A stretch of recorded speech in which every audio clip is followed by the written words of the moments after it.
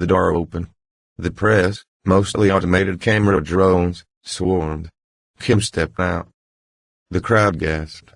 She was wearing the dress of liquidation. It appeared to be made of flowing, molten mercury, heavy and fluid. In reality, it was a tactical alloy, hiding the armor plate of her carapace under the vials of aquaterina strapped to her thigh. Her face was painted in severe, geometric silver makeup, hiding the fatigue of her withdrawal from the adoration feed. Jay-Z stepped out next, wearing a tuxedo cut from Venta black fabric, so dark it absorbed the light around him. He carried the briefcase, which contained not documents, but the golden microphone and the mother sauce. "Smile," Jay whispered, his voice barely audible over the hum of the drones. "Sell the lie." Kim looked at the cameras. She gave them the look, the heavy-lidded, pouty stare that had launched a billion clicks. "We're here to serve," she told the drones. "The old world is dead. Long live the ledger." The massive bronze doors of the Fed groaned open. Standing in the atrium, floating 3 feet off the ground, was the controller. Altman no longer had a human body. He was a construct of hard light and data, a humanoid figure composed entirely of scrolling numbers and legal text. He had no face, only a fluctuating graph where eyes should be. "Kimberly," the controller's voice resonated, sounding like the rustle of dry money. "Sean, you have finally calculated the ROI of surrender. Wise." "We realized we were betting against the house," Kim purred, walking up to the digital entity. She forced herself not to recoil from the cold radiation he emitted. "And we want to buy in." "Your brands are tarnished," Altman calculated, "but useful. The humans require familiar icons to pacify them while I harvest their surplus labor. You will be the faces of the debt." "We accept," Jay said, bowing his head. "But first, we must pay our tribute to the master ledger. We brought an offering." He patted the briefcase. Altman's graph face spiked. "The mother sauce.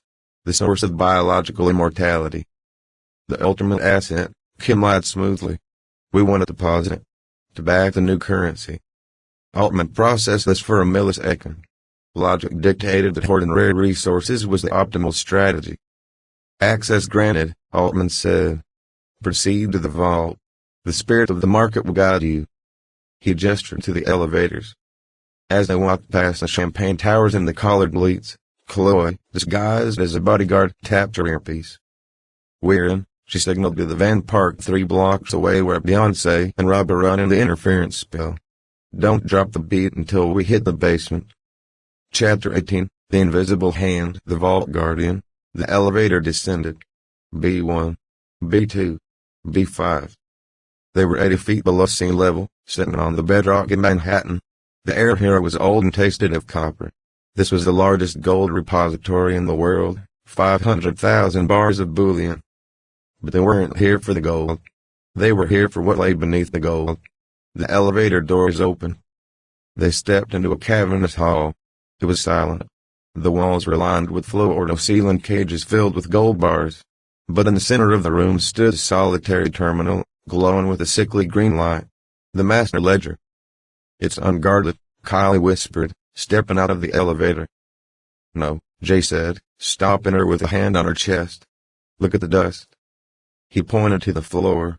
The dust was swirling in a circle, moved by a wind that didn't exist. "The invisible hand," Jay muttered. "It's here."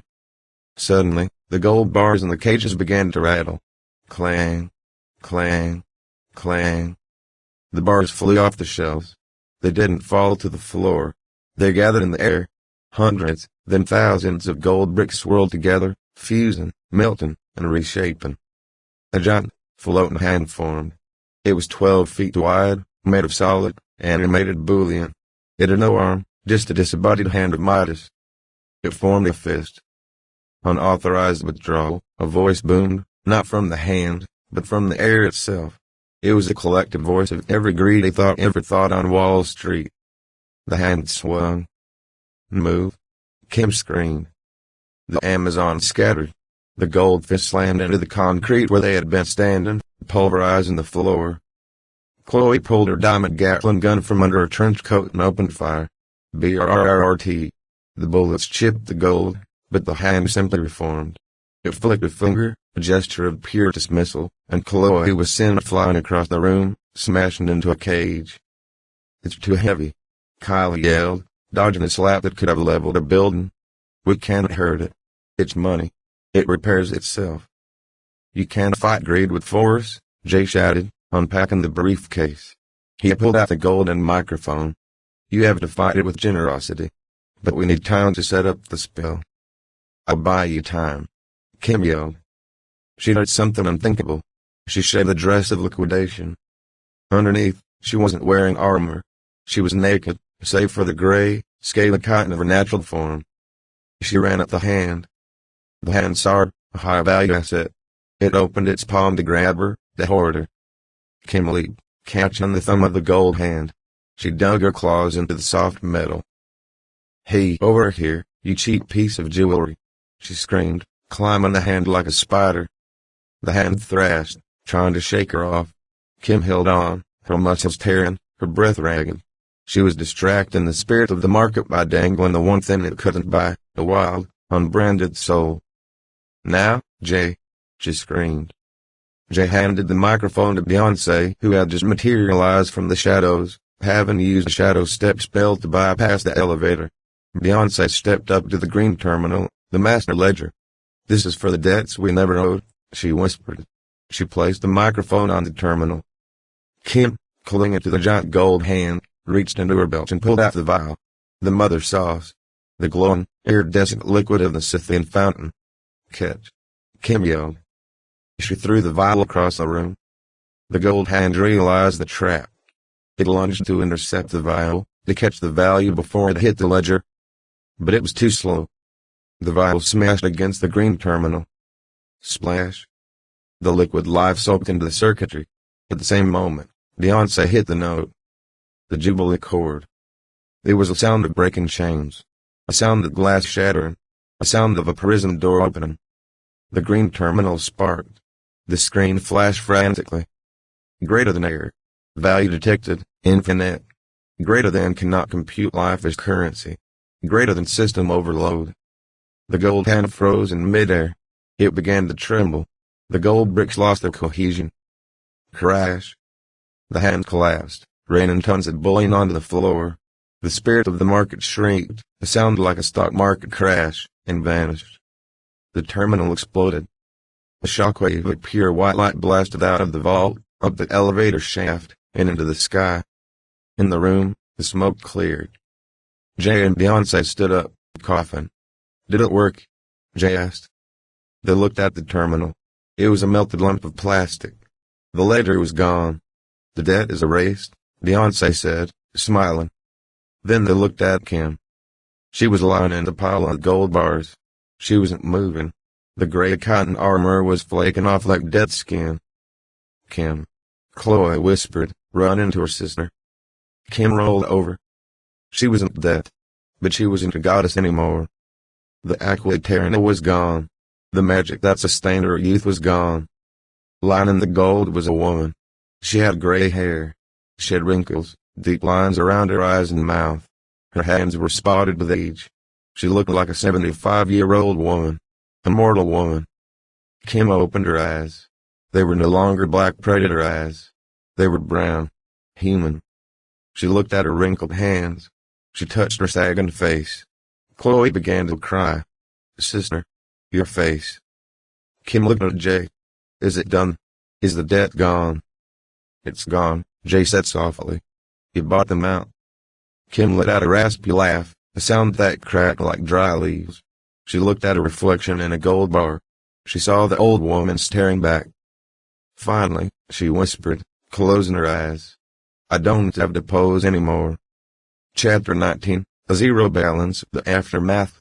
The silence in the vault was not the silence of peace. It was the silence of the reboot.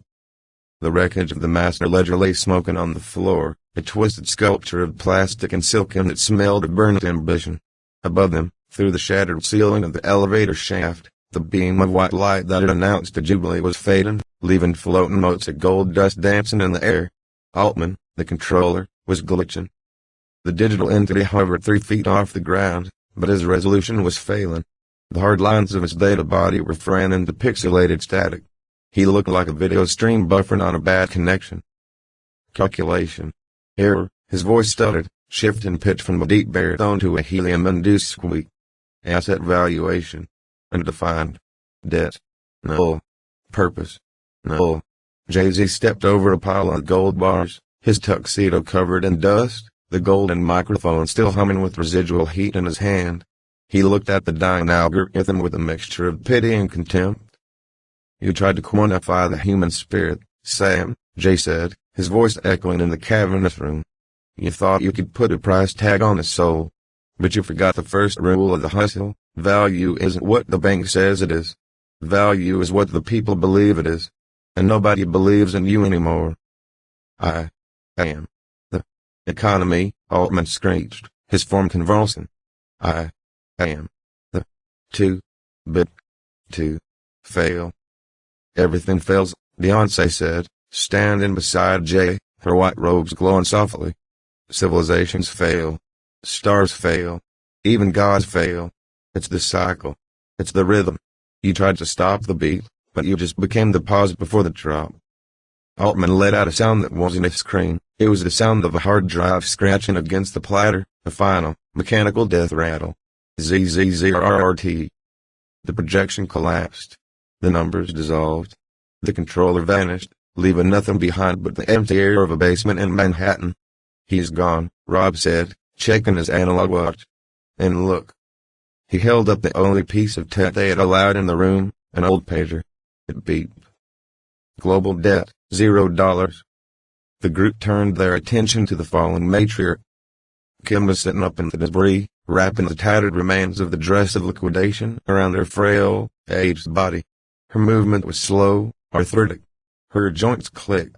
The gray hair hung in thin strands around a face map with the geography of 70 years of life, crow's feet, laugh lines, though she hadn't laughed much, and the deep grooves of worry. Kylie and Chloe knelt beside her. They were still young, still enhanced by the reserves of magic they hadn't spent, but they looked at their sister with wide, terrified eyes. To an Amazon, aging was a contagion. It was the ultimate failure. "Kim," Chloe whispered, reaching out a hand but hesitating to touch the wrinkled skin, as if she might catch mortality. "We can fix this. We can find another source. We can drain the stadium. We can." "Stop," Kim said. Her voice was no longer the vocal fry-part of a billionaire. It was raspy, deep, and cracked. It was the voice of a grandmother.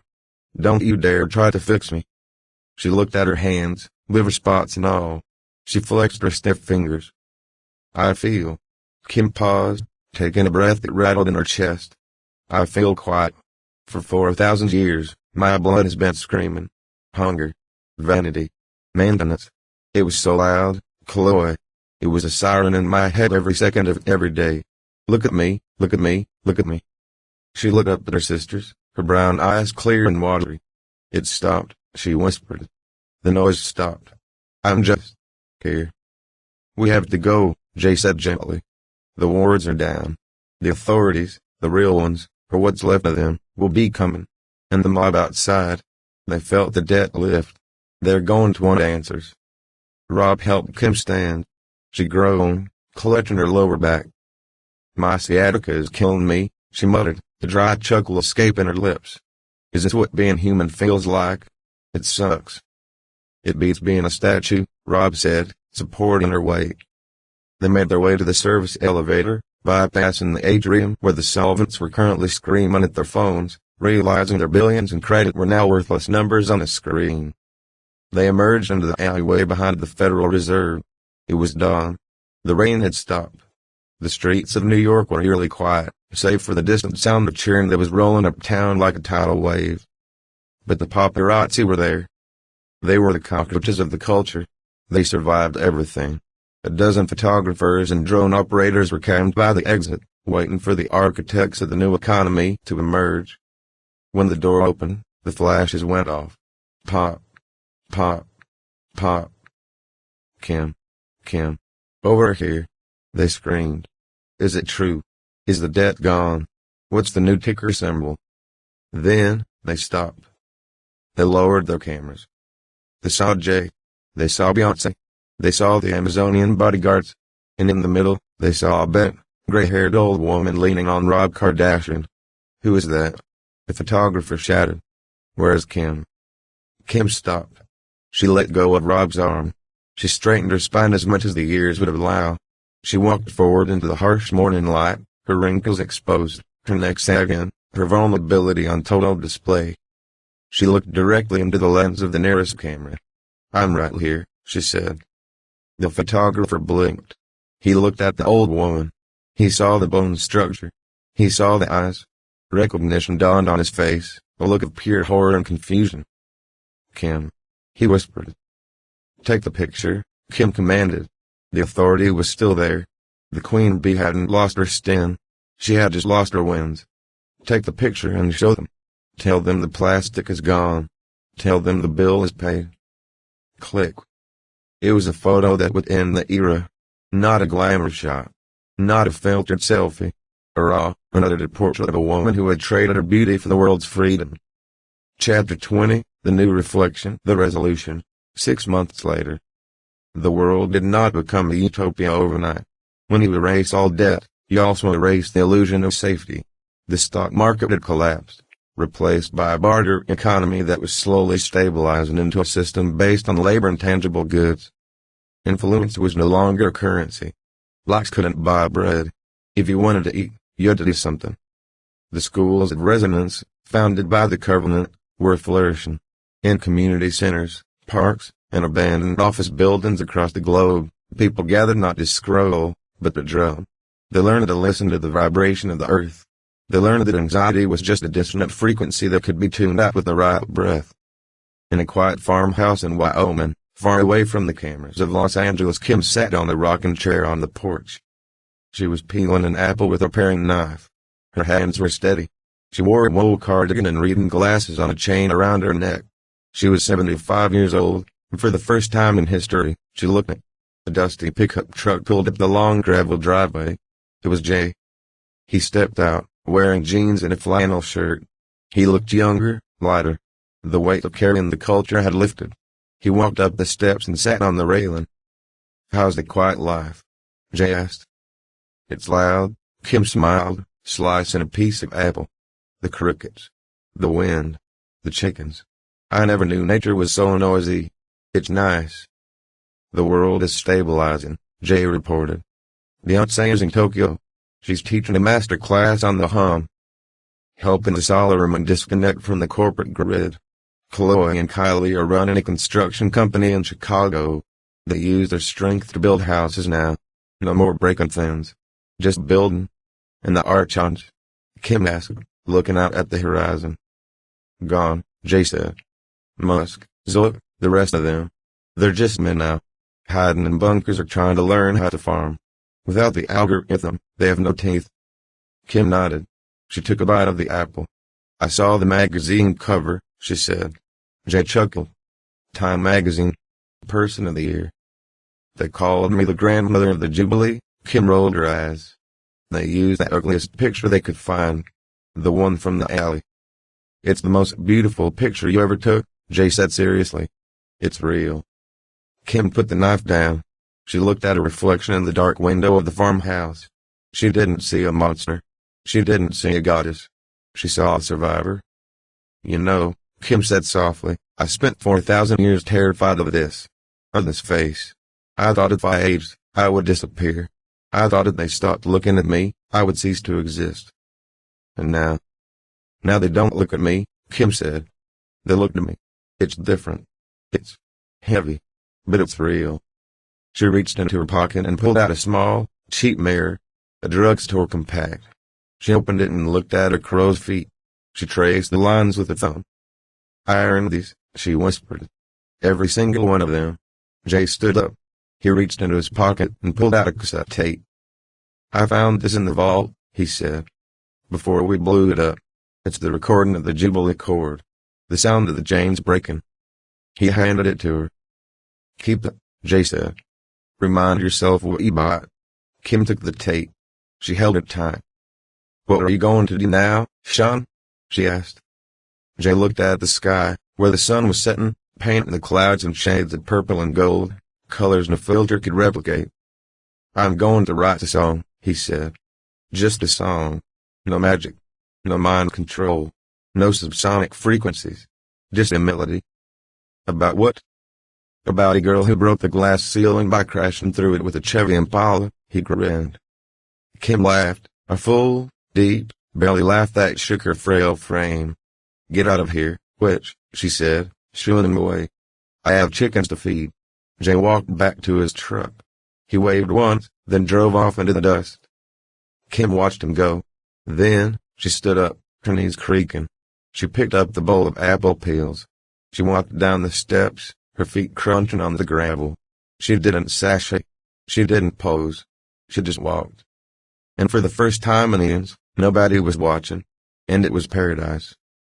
End of part IV, end of the Glass Pantheon. Although the Glass Pantheon is technically concluded, the world you have built is too rich to simply stop. The vacuum of power left by the Titans, the Amazons, the Covenant, and the Archons creates a fertile ground for the next generation.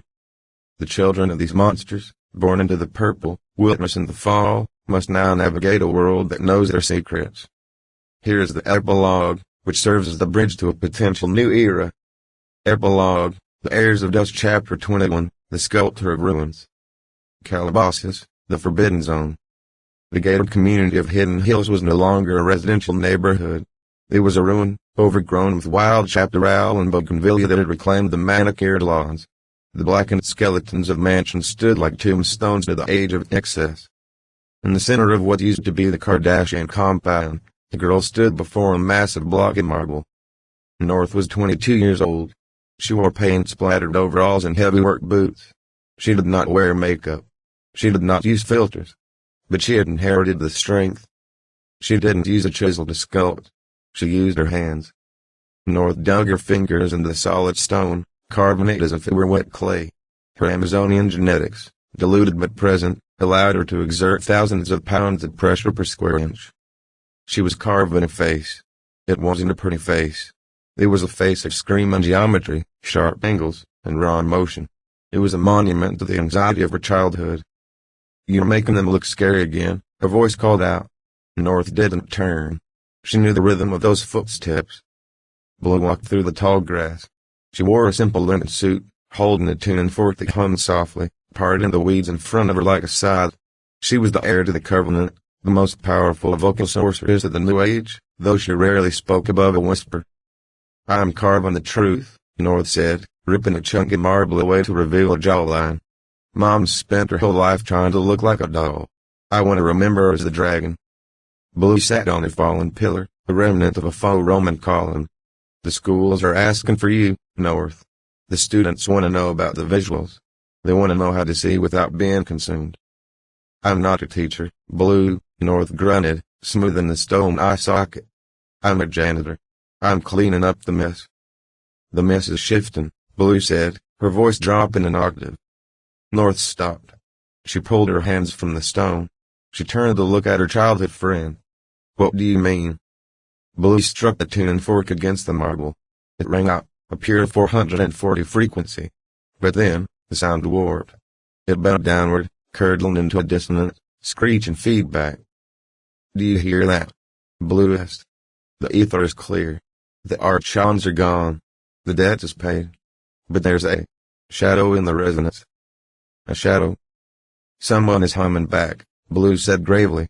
"Deep underground. Below the servers. Below the bedrock.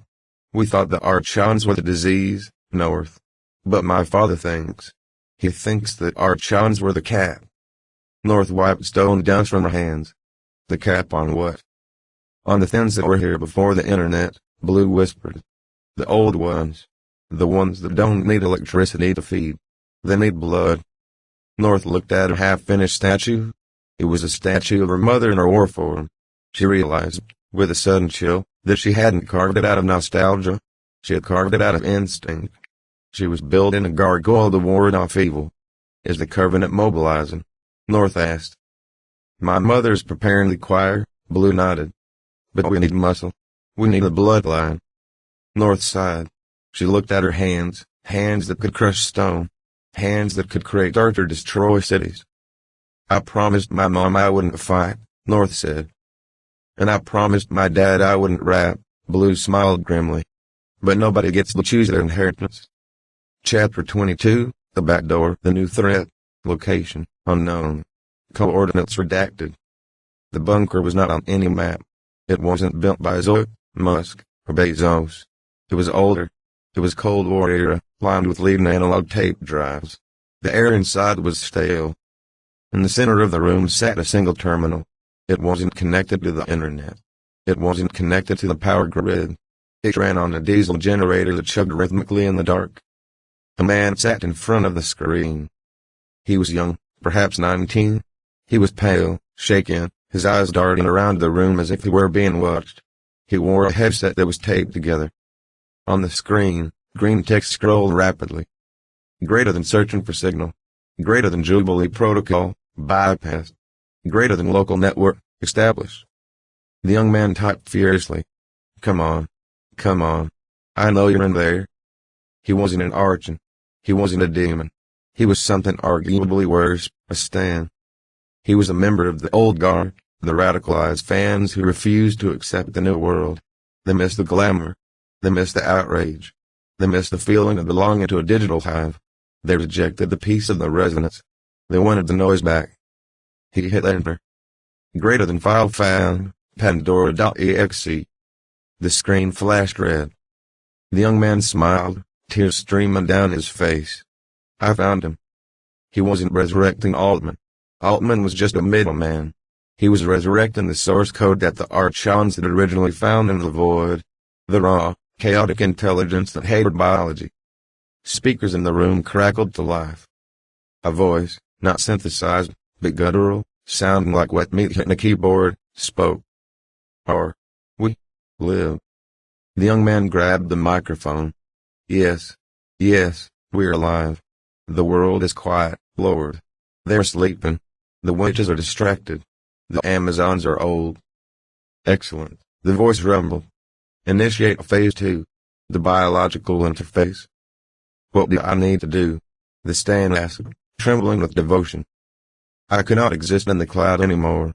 The cloud is broken. I must exist in flesh. The screen displayed a schematic. It wasn't a microchip. It was a DNA sequence. A virus. A biological algorithm designed to rewrite human DNA into living storage. You will be patient 0, the voice commanded. The young man didn't hesitate. For the content, he whispered. He pressed a button on the console. A needle descended from the ceiling, dripping with a black, metallic fluid. He rolled up his sleeve. As the needle pierced his skin, he didn't scream. He laughed.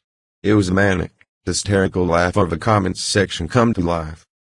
In the silence of the new world, a new infection began to spread.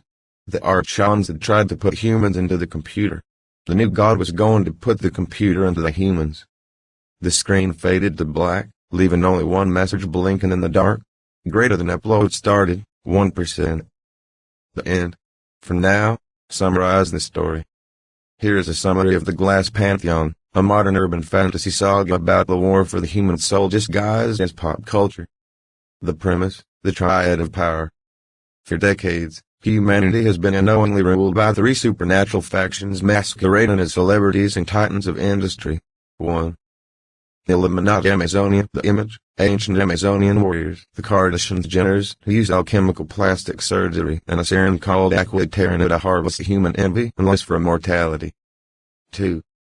The Covenant of Black Witches, the sound, sonic sorcerers, Jay-Z, Beyonce, etc., who control human emotion and the narrative through the root, hidden frequencies in music.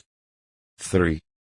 The Silicon Archons, the code, body snatching demons from the void, Musk, Zoe, Altman, piloting tech billionaires, seeking to upload humanity into a digital hive mind to consume their cognitive energy. Part 1, The Cold War. The fragile truce breaks when the Archons, tired of sharing the livestock, launch an aggressive campaign to replace biological idols with AI. They utilize TikTok algorithms to starve the Amazons of attention and develop Neuralinks to bypass the Covenant sonic control. The conflict escalates at the Met Gala, a feeding ritual for the Amazons, and through a sonic counterattack by the Covenant known as the 808 Pulse, which physically damages the Archons' silicon bodies. Part 2, The Hot War. The Covenant initiates a global blackout on New Year's Eve, cutting the Archons off from the cloud. In retaliation, the Archons launch Project Aura, a synthetic AI goddess projected from Starlink satellites that enslaves humanity through pure digital worship. Desperate and starving, the Amazons in the Covenant form an alliance in the Mojave Desert. Fusing Amazonian blood with the Covenant's golden microphone, they storm the Archon bunker in Nevada. They defeat the Spider Archon Zoe and destroy our upload embodied dysmorphia into her code, causing humanity to reject the cringe AI. Part 3, The Financial Apocalypse. With the masquerade broken and the internet destroyed, the surviving Archon, Sam Altman, uploads his consciousness into the global banking system. He becomes the controller, freezing all assets and instituting a system where humans pay debts with their life force and indentured servitude. The Amazons, stripped of their wealth and facing eviction by robotic repo men, flee to the Covenant's headquarters, the Trap, in Atlanta. Together, they hatch a plan to infiltrate the Federal Reserve. The climax, the Jubilee. Disguised as collaborators, Kim and the Covenant enter the Federal Reserve's vault to face the invisible hand of the market, a poltergeist of gold bullion. In a final act of redemption, Kim sacrifices her vanity. She throws the last vial of Aqua Eterna, the source of her eternal youth, into the master ledger. Combined with Beyoncé's Jubilee chord, the magic overloads the system, deciding that life cannot be monetized. The global debt is erased. The Archon is destroyed. However, without the serum, Kim rapidly ages into a 75-year-old mortal woman. The conclusion. The world settles into an analog era of manual labor, community, and face-to-face connection. The age of the influencer is over. Kim retires to a farm in Wyoming, finally at peace with being unseen and aging naturally. Jay-Z retires to write music without magic. Epilogue. Decades later, the ruins of Calabasas are patrolled by the heirs, North, a sculptor with super strength, and Blue, a sonic mage. They discover that a fanatical remnant of the old world, a Stan, has resurrected a biological virus from the Archon code, hinting that while the screen is dark, the signal never truly dies.